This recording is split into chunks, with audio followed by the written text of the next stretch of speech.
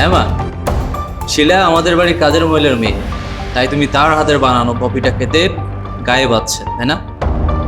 কিন্তু তুমি সেই কাজের মহিলার হাতের ভাত তরকারি রান্না বছরের পর বছর খেয়েছো, ওই তখন তোমার গায়ে বাঁধেনি?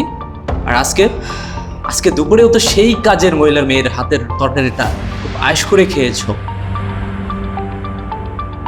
তখন তোমার গায়ে লাগেনি মা?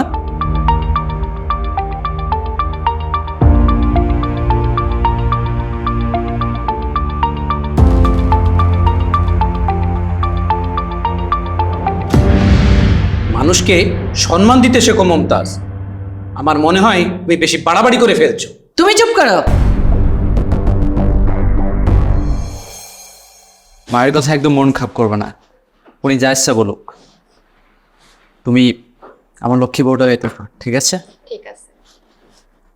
আমরা কথা দিয়েছি